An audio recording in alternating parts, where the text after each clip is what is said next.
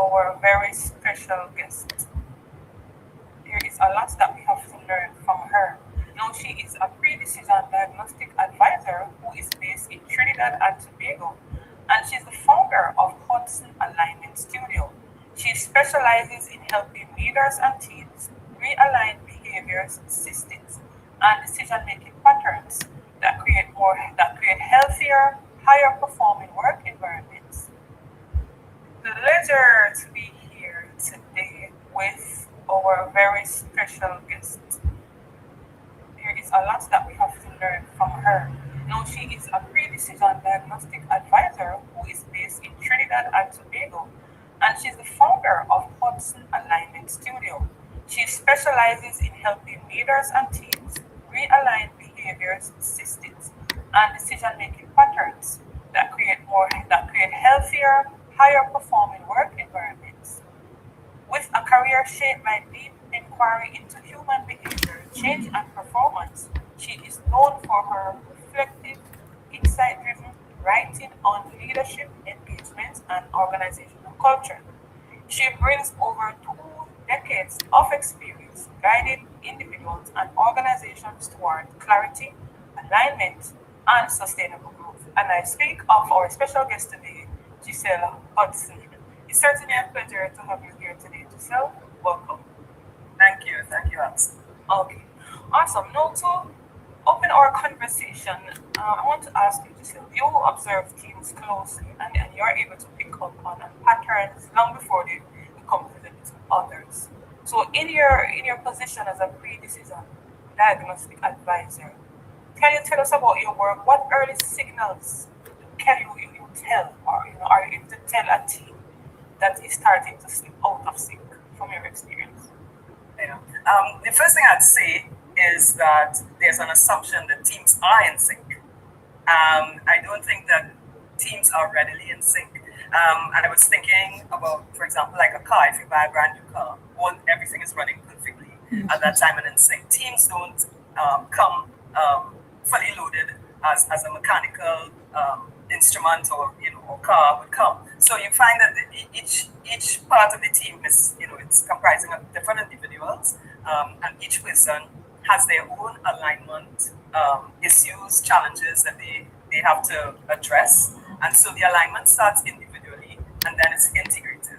So what happens though is when a team would be more in sync if each individual on that team understood themselves better, understood what they were bringing, what their agency is, what their area of expertise, their contribution. Of course, there's the assumption that there's clarity and direction, because that is essentially what it would drive the collective productivity of the team.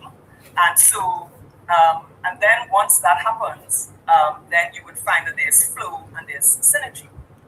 So, what I have observed would be where there's a lot of insularity, where there's a lot of silo kind of behavior. It could be intra-department, it could be inter-department, and it really depends. So, in looking at it, there's so many different, variables. But of course, in a situation like that, less questions, more assumptions, and people protecting themselves instead of contributing. People getting very territorial about rules. There's not that easy flow because there's also a lack of trust. So there's a lot that goes in. Of course, when a team is terribly out of sync, you would have a highly reactive team. Everything starts to feel urgent. People, not understanding. You have people sort of coming together and gossiping about another person or another department, and so you feel a general kind of pressure. Where everybody's polite, but they're not really telling you what is going on. Yes, and that's really a very interesting way that you have shared, how all of this alignment as a team comes together. Interesting, and I like it. Now, let's hear from you further to lead into the second question. You have helped many leaders move from just assuming clarity to, identifying what constitutes as real, or being genuine in their approach. So I want to explore that from your experience, helping leaders to build clarity. What does real day-to-day clarity looks like? inside of a team? I know you mentioned it before in the previous question, but you That's can. okay. Yes. That's okay. I was just on the phone actually to someone who I worked with, and I just reached out to them to see how they were going. And it's interesting because she said to me that she's been reading a lot of the things that I have been posting, and one of the things that she realizes that she has to slow down. And I think that business in and of itself, the environment, the economy, we tend to think that speeding up is better. And day-to-day clarity means finding time to really slow it down. Slow it down. I take a lot of insight from the medical fraternity. A doctor, a good doctor, I should say, is a good diagnostician because he is asking tons of questions, tons of questions. It's not just taking it at face value. And so, and sometimes to the point where you yourself just wonder, like, why is he still asking me this? Did he ask me this? But I think it's important to really understand what you're dealing with.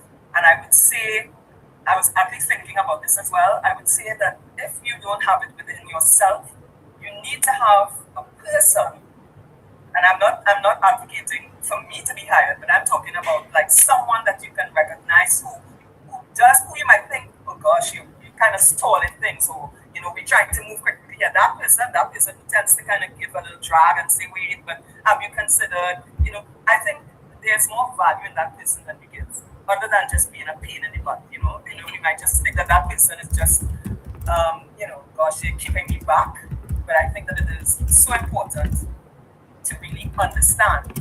And I don't think that we always understand. And I do think that it's not why I'm suggesting the other person, it's not an isolated event. Because when you're up close to something, you're not seeing it clearly.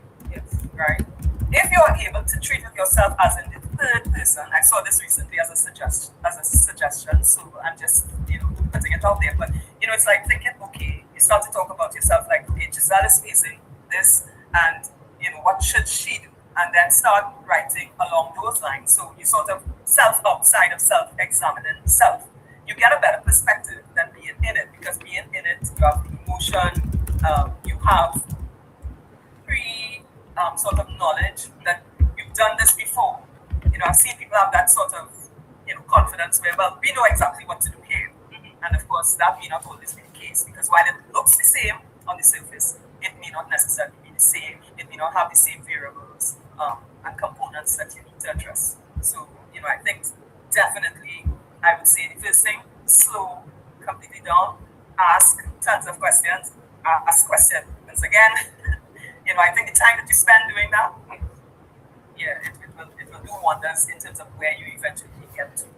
In terms of, I mean, I'm not suggesting you take months, but I'm saying, take a proportionate amount of time depending on the size of the decision that needs to be made. How much is that decision going to cost? Or how much is a wrong decision going to cost? And that's some really deep insight there, just, and real food for thought, based on what you have shared. A lot of organizations avoid doing that because a lot of them tend to focus on speed. But here you are, encouraging them to think deeper than this because it comes back to quality. So really deep food for thought there. Now, decision making is one of the strongest indicators of leadership maturity. And you have seen the habits that make or break the execution. So when you look at how leaders make decisions, what habits consistently support execution? Well, again, there's a tagline that I use: clarify before you and it is that habit of clarification in your decision making. Sometimes, like if you think about a journalist, there's integrity in terms of reporting. Who said it? How good is the source, etc. I think it's important to, and like I said, because an organization is so exceedingly complex. I think in terms of the habits, I think you have good people around you, not yes men or women. You have good people around you who will challenge your thoughts, challenge direction. I'm not saying to be confrontational; it's different. And I'm not saying to be, to be confrontational or to challenge for the sake of it. You can reduce ambiguity quickly. You create feedback teams, you make it safe for people to surface friction, because that's where you get the yes men and women. When you don't make it safe, when I spoke in a post about, the fear of humiliation. I think a lot of leaders fear looking stupid. So you think that you need to have all the answers. And I've seen time and time again where, while we might look at Oprah or Bill Gates or Jeff Bezos, or Mark Zuckerberg, there's always another person. There's always a wingman. There's always somebody else there. They are not doing it. Or wingmen and women. There's not that where, I invented fire, and it's just me. I did it my way. It's seductive, it's sexy, but it's not really how things go. People tend to have, it's where somebody understands that I don't have all the answers. As the leader, I'm not expected to always have all the answers, and I think that I also need to be open-minded enough to welcome other perspectives.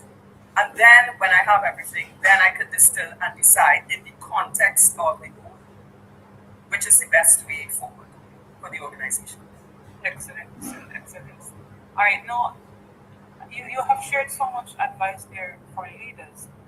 So we can hear your experience. You have worked in human-centered leadership, and this helps to bring a practical lens to concepts that people often treat as abstract.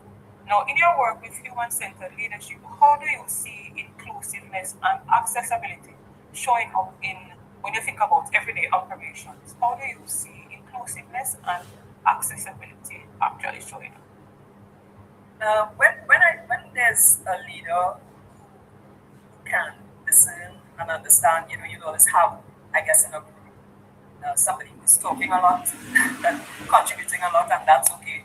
Sometimes, people scoff and call these people like know-it-alls. They are know-it-alls, and then there are people who it needs to be teased out.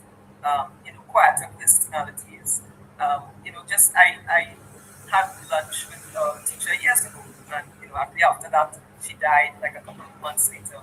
But it was interesting because she told me things about me in school that I didn't realize that she had that information. She said, your mother spoke to me and she told me, about how things have evolved up to now, and so she told me keep an eye on you, and and she developed certain things, and then eventually she said to me, she said, the student has become the teacher, and the teacher has become the student, which was one of the greatest compliments. But my point is that I think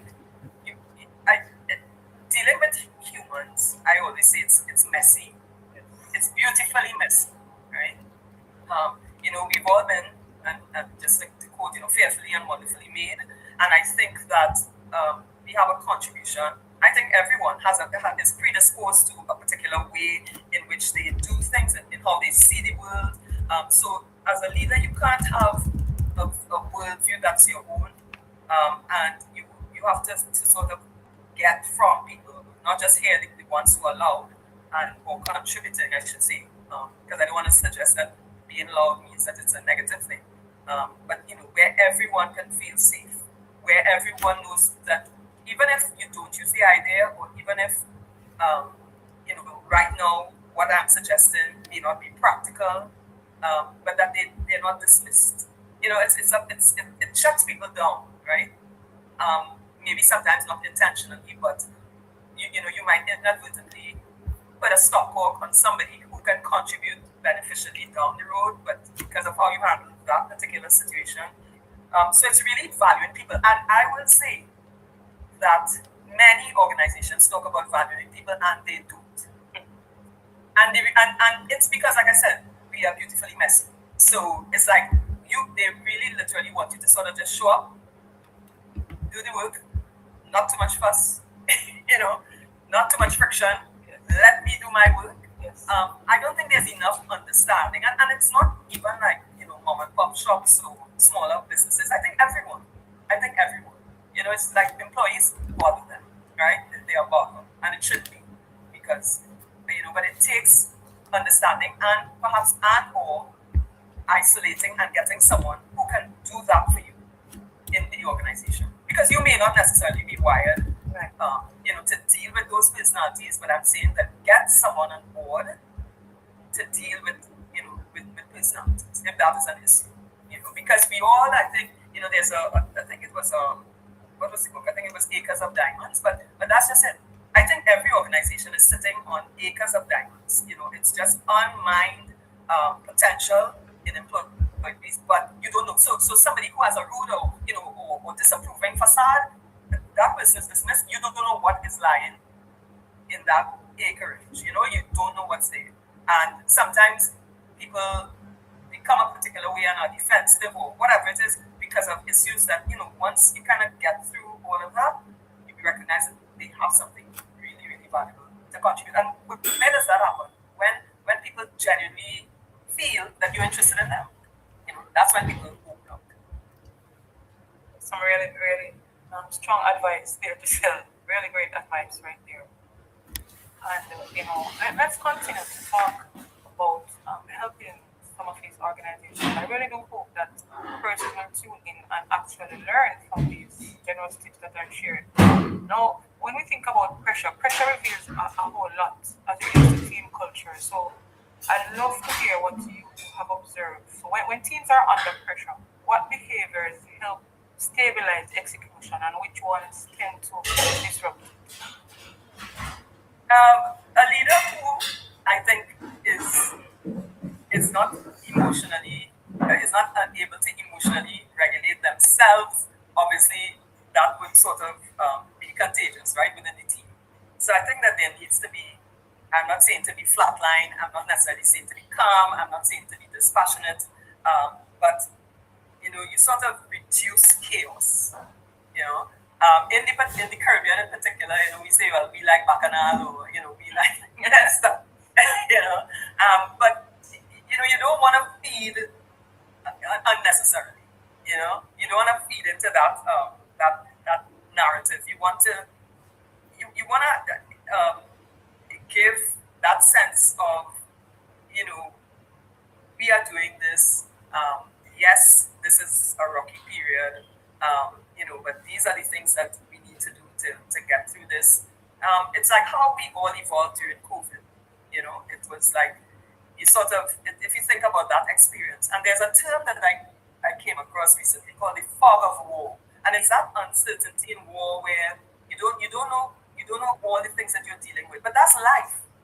I think that sometimes my mom used to have a meltdown every time an appliance broke, and I guess she, from her background and all of that, she'd be like, gosh, this broke, and you go like, okay, but you could just buy a new one, right? But culturally and her environment and everything, it was kind of end of the world to her, and I just think that we need to embrace that uncertainty. We don't know what's going to happen. We don't know something COVID like. We don't know. I mean, we don't know what's going to happen in the world. There's always something, right? We tend to go like, oh, there's a recession, as if it doesn't happen. Uncertainty. I think that being comfortable with that uncertainty, but not to the point where you are dissolving or sort of starting to project what is happening. Having said that, again, as a leader, and I often think about this. Great players in the music industry, in the sport industry, have coaches. And there are people that they can confide in and talk to who will help them through their pressure points, their uncertainty. And I don't know, again, that business leaders do that. So in terms of, stabilizing execution, I think you also need a support system. And this can't be ad hoc. This has to be chosen carefully. But I think that there needs to be some of that vulnerability and that openness to help you because it's like if you're taking care of a sick person, caregivers need to be supportive. If you're a leader, you're caring for a number of people. Then, depending on where you are, it's either a small team or a large organization. You have to take care of yourself and you need that support. So I think it's twofold in terms of managing that.